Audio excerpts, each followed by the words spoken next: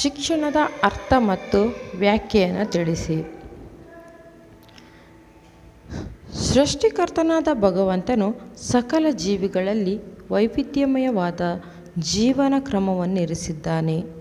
ಆದರೆ ಹುಟ್ಟು, ಬೆಳವಣಿಗೆ ಹಾಗೂ ಸಾವು ಪ್ರತಿಯೊಂದು ಜೀವಿಗೆ ಸಾಮಾನ್ಯವಾದ ನಿಯಮವಾಗಿ ರೂಪಿತವಾಗಿದೆ.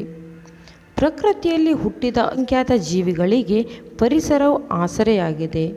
ಒಂದು ಜೀವಿ ಅಂತ್ಯ ಮತ್ತು ಅನೇಕ ಜೀವಿಗಳ ಬದುಕಿಗೆ ಮಾರ್ಗ ಮಾಡಿಕೊಡುತ್ತದೆ. ಇದಕ್ಕಾಗಿಯೇ ನಮ್ಮ ಹಿರಿಯರು ಸಾವು ಮಾನವತೆಯ ಹಾಗೂ ಜೀವಿಯ ಪರಿಪೂರ್ಣತೆಯ ಪ್ರತೀಕವಾಗಬೇಕು ಎಂದಿದ್ದಾರೆ. ಡಾರ್ವಿನ್ ರವರು ಹೇಳುವಂತೆ, ಪ್ರಕೃತಿಯಲ್ಲಿ ಅತ್ಯಂತ ಬಲಿಷ್ಠವಾದುದೇ ಬದುಕುತ್ತದೆ. ಸಕಲ ಜೀವಿಗಳಲ್ಲಿ ಮಾನವನೇ ಶ್ರೇಷ್ಠ ಎಂದು ತಿಳಿಸುತ್ತದೆ. ಇದಕ್ಕೆ ಕಾರಣ ಮಾನವನ ವಿಚಾರ ಶಕ್ತಿ, ಯುಕ್ತಿ, ಪ್ರವೃತ್ತಿ, ಪ್ರೇಮ, ಅಂತಃಕರಣ, ಭಾವನೆಗಳು, ಪರಸ್ಪರಾನುವರ್ತನೆಗಳು ಹುಟ್ಟಿನಿಂದ ಮೈವೆತ್ತಿ ಬಂದ ಉದ್ದೀಪಗೊಂಡಿವೆ. ವ್ಯಕ್ತಿ ಜ್ಞಾನ ಸಂಪಾದನೆ ಮಾಡಿ ತನ್ನ ಜೀವನವನ್ನು ಸಾರ್ಥಕಪಡಿಸುವಲ್ಲಿ ನಿರತನಾಗಿ ತನ್ನನ್ನು ನಂಬಿದ ಇತರರನ್ನು ಸನ್ಮಾರ್ಗಕ್ಕೆ ತಂದು ಆದರ್ಶ ಮಾನವನೆನಿಸಿಕೊಳ್ಳುತ್ತಾನೆ. ಹೀಗೆ ಪ್ರತಿಯೊಬ್ಬ ವ್ಯಕ್ತಿಯು ತನ್ನ ಜೀವಿತದಲ್ಲಿ ತನ್ನ ಬುದ್ಧಿಯನ್ನು ಉಪಯೋಗಿಸಿ ವಿವಿಧ ಪ್ರಯೋಗಗಳೊಂದಿಗೆ ತನ್ನ ಜೀವನವನ್ನು ಸುಖಮಯ ಹಾಗೂ ಸುಂದರಮಯವನ್ನಾಗಿ ಮಾಡಲು ಪಡೆಯುವ ಅನುಭವಗಳೇ ಶಿಕ್ಷಣ ಎನಿಸಿಕೊಳ್ಳುತ್ತದೆ. ಶಿಕ್ಷಣವು ಜೀವಿಗಳಿಗೆ ನಿರಂತರವಾಗಿ ದೊರೆಯುವ ಅನುಭವಗಳ ಚಿಲುಮೆ ಇದ್ದಂತೆ. ಸಕಲ ಜೀವಿಗಳಿಗೂ ತಮ್ಮ ಪರಿಸರದಿಂದ ನಿರಂತರವಾಗಿ ಶಿಕ್ಷಣ ಒಂದಿಲ್ಲೊಂದು ರೀತಿಯಿಂದ ದೊರೆಯುತ್ತದೆ.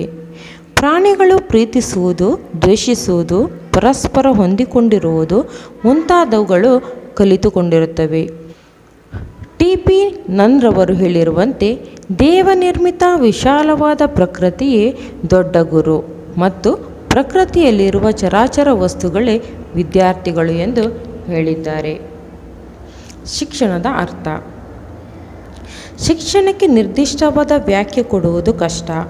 ತತ್ವಜ್ಞಾನಿಗಳು, ಶಿಕ್ಷಣ ಚಿಂತಕರು, ರಾಜಕಾರಣಿಗಳು ಮತ್ತು ಸಾಧು ಸಂತರು ಮುಂತಾದವರೆಲ್ಲರೂ ತಮ್ಮ ತಮ್ಮ ದೃಷ್ಟಿಕೋನಗಳಿಗನುಸಾರವಾಗಿ ಶಿಕ್ಷಣವನ್ನು ವ್ಯಾಖ್ಯಾನಿಸಲು ಪ್ರಯತ್ನಿಸಿದ್ದಾರೆ. ಪ್ರತಿಯೊಂದು ಸಂಪೂರ್ಣವಲ್ಲದಿದ್ದರೂ ಶಿಕ್ಷಣದ ಬಗ್ಗೆ ಪರಿಗಣಿಸಬೇಕಾದ ಒಂದಲ್ಲ ಒಂದು ಅಂಶವನ್ನು ಎತ್ತಿ ಹಿಡಿಯುವುದರಿಂದ ಶಿಕ್ಷಣದ ಯಾವುದೇ ವ್ಯಾಖ್ಯೆಯನ್ನು ತಳ್ಳಿಹಾಕುವಂತಿಲ್ಲ. ಇದರಿಂದ ಶಿಕ್ಷಣದ ಪರಿಕಲ್ಪನೆಯು ಸಂಕೀರ್ಣವಾದುದು ಹಾಗೂ ಸಕ್ರಿಯವಾದುದು ಎಂದು ಹೇಳಬಹುದಾಗಿದೆ. ಶಿಕ್ಷಣ ಎಂಬುದು ನಿರಂತರವಾಗಿ ಪ್ರಗತಿ ಹೊಂದುತ್ತಿರುವ ಸಮಾಜದಲ್ಲಿ ಬೆಳೆಯುತ್ತಿರುವ ಮಾನವನಿಗೆ ಶಿಕ್ಷಣವು ಸಂಬಂಧಿಸಿರುವುದರಿಂದ ಶಿಕ್ಷಣದ ಪರಿಕಲ್ಪನೆಯು ಬದಲಾಗುತ್ತದೆ. ಶಿಕ್ಷಣ ಎಂಬ ಪದ ಆಂಗ್ಲ ಪದದ ಎಜುಕೇಷನ್ ಎಂಬ ಪದಕ್ಕೆ ಸಮಾನವಾದುದು. ಎಜುಕೇಷನ್ ಎಂಬ ಪದದ ಪ್ರತಿಯೊಂದು ಅಕ್ಷರವು ಒಂದೊಂದು ಅರ್ಥವನ್ನು ಹೊಂದಿದೆ. ಇ ಅಂದರೆ ಎಟಿಕ್ಯೂಟ್, ಸಚ್ಚಾರಿತ್ರ್ಯ.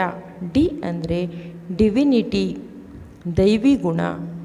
ಯು ಅಂದರೆ ಯೂನಿವರ್ಸಲ್ ಬ್ರದರ್ಹುಡ್, ವಿಶ್ವಭ್ರಾತೃತ್ವ.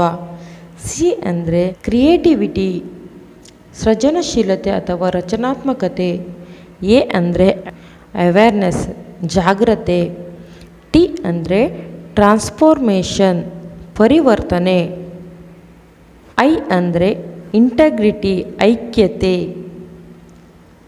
ಒ ಅಂದರೆ ಆಪ್ಟಿಮ್ಯಾಸ್ಟಿಕ್, ಆಶಾವಾದಿತ್ವ. ಎನ್ ಅಂದರೆ ನೊಬ್ಯಾಲಿಟಿ ಆ್ಯಂಡ್ ನೊವ್ಯಾಲಿಟಿ, ಉದಾರತೆ ಮತ್ತು ಹೊಸತನ. ಈ ಮೇಲಿನ ಎಲ್ಲ ದಿವ್ಯಾರ್ಥಗಳು ಶಿಕ್ಷಣದಿಂದ ವ್ಯಕ್ತಿಯಲ್ಲಿ ಬೆಳೆಯಬೇಕು. ಎಜುಕೇಷನ್ ಎಂಬ ಪದ ಲ್ಯಾಟಿನ್ ಭಾಷೆಯ 2 ಪದಗಳಿಂದ ಉತ್ಪತ್ತಿಯಾಗಿದೆ.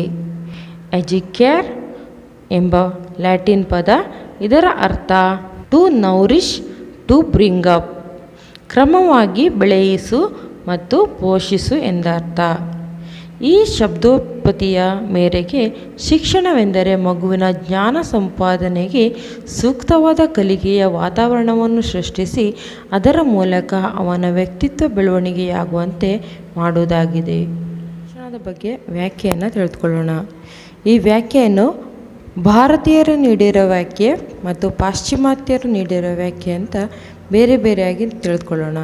ಅದರಲ್ಲಿ ಭಾರತೀಯರು ನೀಡಿರೋ ವ್ಯಾಖ್ಯೆಯಲ್ಲಿ ವೇದಗಳ ಕಾಲದಲ್ಲಿ ನೀಡಿರುವಂತಹ ವ್ಯಾಖ್ಯೆಗಳನ್ನು ಫಸ್ಟು ತಿಳಿದುಕೊಳ್ಳೋಣ. ಫಸ್ಟಿಗೆ ಋಗ್ವೇದ ಕಾಲದವರು ವ್ಯಕ್ತಿಯನ್ನು ಸ್ವಾವಲಂಬಿಯನ್ನಾಗಿಯೂ ಹಾಗೂ ನಿಸ್ವಾರ್ಥಿಯನ್ನಾಗಿಯೂ ಮಾಡುವುದು ಶಿಕ್ಷಣ. ವ್ಯಕ್ತಿಯನ್ನು ಸ್ವಾವಲಂಬಿಯನ್ನಾಗಿಯೂ ಹಾಗೂ ನಿಸ್ವಾರ್ಥಿಯನ್ನಾಗಿ ಮಾಡುವುದೇ ಶಿಕ್ಷಣ. ಶಂಕರಾಚಾರ್ಯರು ಆತ್ಮ ಸಾಕ್ಷಾತ್ಕಾರವೇ ಶಿಕ್ಷಣ. ಪಾಣಿನಿಯವರು ನಿಸರ್ಗದಿಂದ ಪಡೆಯುವ ತರಬೇತಿಯೇ ಮಾನವನ ಶಿಕ್ಷಣ. ಕೌಟಿಲ್ಯರವರು ತಾಯ್ನಾಡಿನ ಬಗ್ಗೆ ಹೆಮ್ಮೆ ಪಡುವಂತಹ ಮಕ್ಕಳನ್ನು ತರಬೇತಿಗೊಳಿಸುವುದೇ ಶಿಕ್ಷಣ. ಆಧುನಿಕ ತಜ್ಞರು ನೀಡಿರುವ ವ್ಯಾಖ್ಯೆ ಗುರುನಾನಕ್ರವರು ಜನಸೇವೆಯೇ ಶಿಕ್ಷಣ ಎಂದಿದ್ದಾರೆ. ಸ್ವಾಮಿ ವಿವೇಕಾನಂದರು ವ್ಯಕ್ತಿಯಲ್ಲಿ ಹುದುಗಿರುವ ದೈವೀ ಪರಿಪೂರ್ಣತೆಯ ಆವಿರ್ಭಾವವೇ ಶಿಕ್ಷಣ ಎಂದು ಹೇಳಿದ್ದಾರೆ. ಅರವಿಂದ್ ಘೋಷ್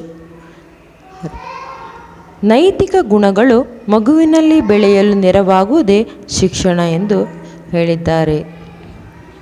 ರಾಧಾಕೃಷ್ಣನ್ರವರು ಮಕ್ಕಳು ಮಾನವರಾಗಿ ನಾಗರಿಕರಾಗಿ ಇನ್ನೊಬ್ಬರೊಡನೆ ಸ್ನೇಹ ಗೌರವ ಘನತೆಗಳಿಂದ ವರ್ತಿಸುವಂತೆ ಮಾಡುವುದೇ ಶಿಕ್ಷಣ ಎಂದಿದ್ದಾರೆ. ರವೀಂದ್ರನಾಥ್ ಟಾಗೋರ್ ಮನಸ್ಸನ್ನು ಉದಾತ್ತೀಕರಿಸುವುದೇ ಶಿಕ್ಷಣ ಎಂದಿದ್ದಾರೆ. ಪಾಶ್ಚಿಮಾತ್ಯರ ಶಿಕ್ಷಣ ಪಾಶ್ಚಿಮಾತ್ಯರು ಶಿಕ್ಷಣದ ಬಗ್ಗೆ ನೀಡಿರುವ ವ್ಯಾಖ್ಯೆ ಸಾಕ್ರೆಟಿಸ್ರವರು ವ್ಯಕ್ತಿಗೆ ಸತ್ಯವನ್ನು ತಿಳಿಸಿ ಅದರಂತೆ ಅದನ್ನು ಕೃತಿಯಲ್ಲಿ ತರುವುದನ್ನು ಕಲಿಸುವುದೇ ಶಿಕ್ಷಣ. ಅರಿಸ್ಟಾಟಲ್ ಅವರ ಪ್ರಕಾರ ಆರೋಗ್ಯಕರವಾದ ದೇಹದಲ್ಲಿ ಆರೋಗ್ಯಕರವಾದ ಮನಸ್ಸನ್ನು ಸೃಷ್ಟಿಸುವುದೇ ಶಿಕ್ಷಣ.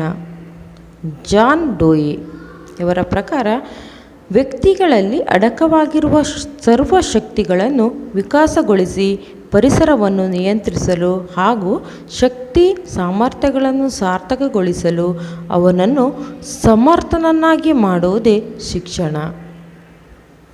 ರಾಸ್ರವರ ಪ್ರಕಾರ ಅಮೂಲ್ಯ ವ್ಯಕ್ತಿತ್ವದ ವಿಕಾಸ ಮತ್ತು ಆಧ್ಯಾತ್ಮಿಕ ಬೆಳವಣಿಗೆಯೇ ಶಿಕ್ಷಣ. ರೂಸೋರವರ ಪ್ರಕಾರ ಮನುಷ್ಯನು ಜನನದಿಂದ ಮರಣದವರೆಗೆ ಅನುಭವವನ್ನು ಪಡೆಯುತ್ತಾ ಮುಂದೆ ಸಾಗುವುದೇ ಶಿಕ್ಷಣ ಎಂದಿದ್ದಾರೆ. ಇವೆಲ್ಲವೂ ಶಿಕ್ಷಣದ ಪ್ರಮುಖ ವ್ಯಾಖ್ಯೆಗಳು. ಶಿಕ್ಷಣವಿಲ್ಲದೆ ಮನುಷ್ಯನ ಏಳಿಗೆ ಸಾಧ್ಯವಿಲ್ಲ. ಶಿಕ್ಷಣವು ಮನುಷ್ಯನನ್ನು ಮನುಷ್ಯನನ್ನಾಗಿ ಮಾಡುತ್ತದೆ.